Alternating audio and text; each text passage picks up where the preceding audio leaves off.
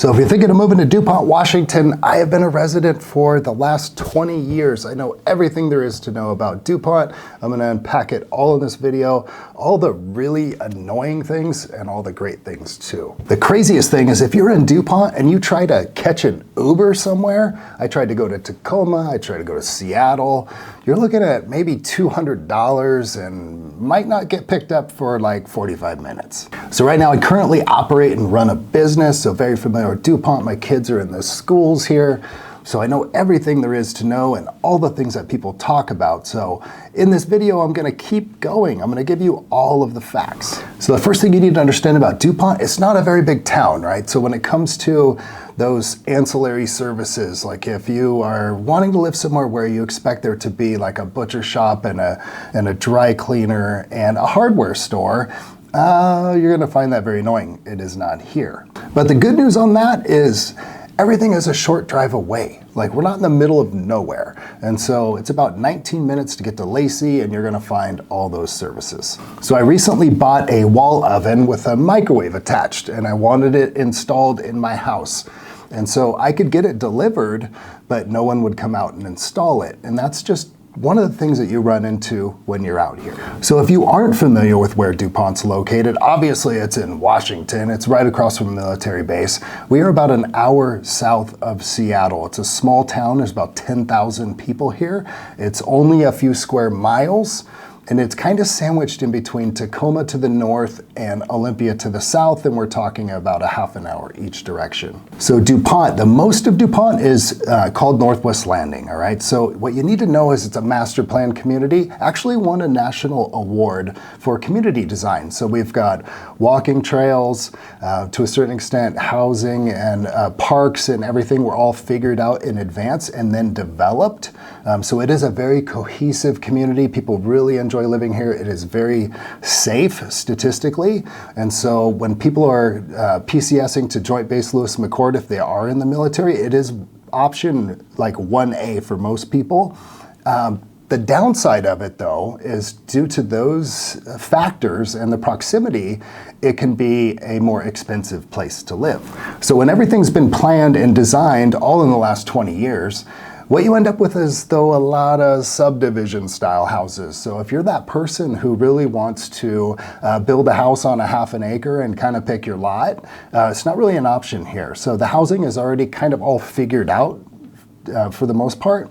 There is one section of DuPont still to be developed at some point that will actually provide some additional housing, but it's going to be programmed housing, right? It's subdivision housing. It is not where you come and build your own house on a lot that's really large. So due to that proximity to all the major, like the military base and just it's kind of centrally located, what we do see is the housing be extremely prohibitive cost-wise, depending upon, you know, it's not going to meet all demographics, right? So rental costs, housing costs are going to be higher than the average if you go north or south. So it is kind of an expensive place to live. In fact, I was just looking for the most affordable housing if you were looking to rent a place. And you're looking at right above us, we have a studio apartments, and it is about $1,600 just entry level. It's the cheapest you're gonna get, right? And if you're gonna go rent a house, you're going to be looking at homes that are between 1,200 square feet all the way up to 4,000, but the average of that is going to be around $2,500 to $2,800. And because there's only 10,000 people that live here at any given time, right now the inventory is not very great for available houses, so if you're looking to buy one, you're probably going to only find maybe 5 to 10 houses that are for sale at any given time, and the price range on those is going to be in the $500,000 range unless it's a condo.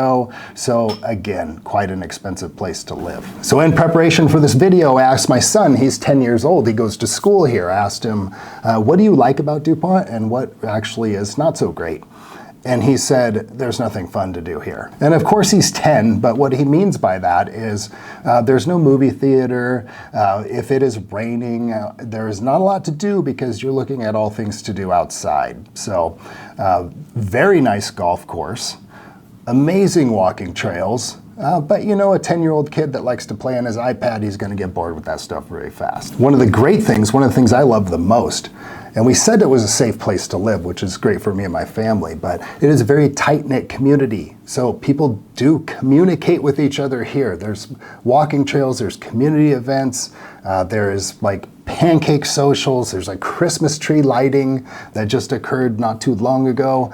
So there is this sense of community and this sense of belonging, and people really have a lot of pride in the community that live here. In fact, on the weekends, there is this cohesive event that happens where people actually do the Wear Blue Run to Remember. And what that means is a military specific event where people basically commit to running a certain distance for fallen soldiers. They meet in the park in advance.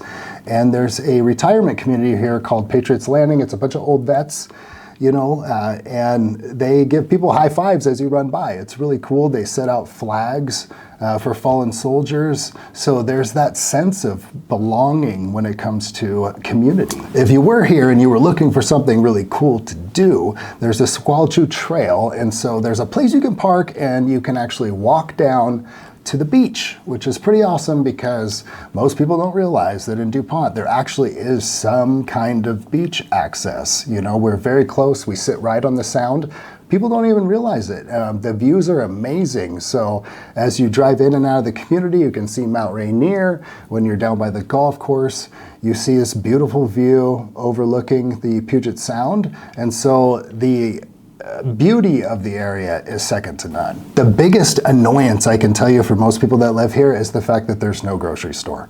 So if it is Thanksgiving and you need some shopping, some butter and some basics, like there's gas stations here that kind of fill that need. We have had several different small grocers actually come in here. It's a very, very tiny, like maybe 5,000 square foot grocery store, but they keep going out of business. It's very unfortunate. And so you are ending up figuring out how to get your groceries all the time, which again, we're right next to a military base. So a lot of people go on post for that. My wife, she gets all of our groceries delivered, and then I go to Costco, which is 19 minutes away. And so we make do, but we don't have this grocery store that's just right in town that you can just drive to and get your produce and get your meats and get all the things you need. It's just not a part of life here. We are also right next to the freeway, which is good, but it's also bad because if something happens on the freeway, we're kind of landlocked here, so to speak. It's very difficult to get in and out of. There isn't a way to really bypass I-5 and get north or south. You can to the north, but you cannot to the south because there's this natural barrier there of a huge wetland called the Nisqually Delta. So there's no way around that. You're going to have to get on the freeway. There's somewhat of a way around, but it is a very difficult path and it gets very blocked up. All right, so let's talk about food. Okay, there's a few places to eat here. You got the quick stuff, so you've got like multiple teriyaki places. We've got a couple nice restaurants for pizza and like an Irish pub, and you got the sushi place. So there is some amenities, but what ends up happening is you get very tired and bored of these places, right? They get old very quickly, and so you have limited options is what you need to know. You can get delivery services here, but you're kind of limited to that, or you got to get in your car and go to either Olympia, Lacey, or you got to go north and go to Tacoma. And so that is one annoying thing as well, is you get very tired of the food options. That goes hand in hand. If you're that person that wants to go out and have a social nightlife, you want to go bar hopping, guess what? You're going to be at those two places I already discussed. You're going to be at McNamara's, you're going to be at Forelli's. You could drive to Steilacoom and go to their pub, and there's a couple of places over there. But yeah, stuff shuts down, man. You're not going to be like partying until the wee hours of the morning here. You're not going to see that there's a huge nightlife. And I already told you what happens when you try to get an Uber, right? Like $200, and I checked at 4 p.m. So I don't know what that looks like if you're checking that Uber at 9 p.m. It's probably going to be way worse. So that golf course here is amazing though. I can tell you there's people who drive from all over the area just to play at the home course. The home course is amazing. It's a link style course. You have great views. On the back 9, it's a little bit windy, and so it's a challenging course, but people really do love it. So my son is really mad that there's no movie theater. And that kind of goes hand in hand with retail shopping in my mind. Like if you have to buy a gift for somebody, there's one little place called Pine and Moss in town that's very great. There used to be a women's boutique called 27 West that recently consolidated, that still have their business, but they don't have their location here in town. So there's not a big shopping element. Like if it's Christmas and you want to go out and buy some gifts for people, you're probably not going to be shopping in DuPont. So if you do have school-aged children, I can tell you the schools here are great.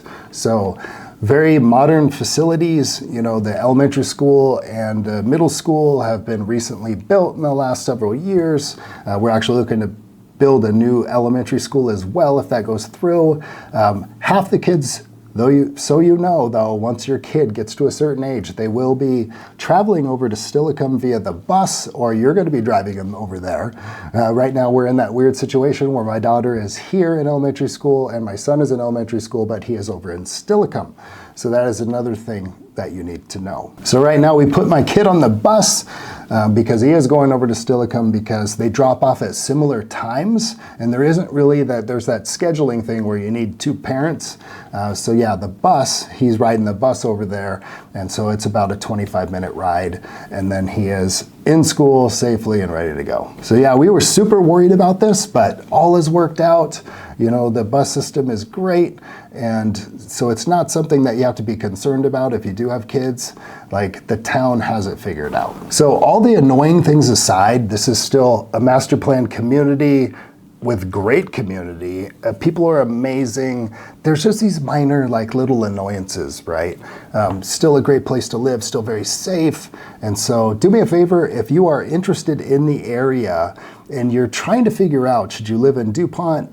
What everybody is trying to figure out is, are they gonna be on this side of JBLM, or are they gonna be on that side of JBLM? And what I mean by that is, half the people are going to live on this side and half the people are going to live over in Puyallup. So I did a video on that you should check out. It's going to talk about the differences between the 2 areas and how they may fit you. Hey, so if you're watching this video and you live in the area, do me a favor, comment below, tell me what you like and what you dislike, just so our viewers can actually see some of this information as well. And if you are PCSing here, definitely check out our playlist on this YouTube channel. It can give you a lot of helpful information, specifically that east versus west side of the base, because everybody's trying to figure out where they should be. And every single week we have people reaching out to us that actually want to jump on a call and learn more about their situation and kind of tie things together so that they can move here. So feel free to do that as well. And keep in mind that we do have a real estate office here, so if you are coming to the area, we would love to just get on Zoom or meet you in person and just guide you in and get you into a great place to live here in town or right near here somewhere else.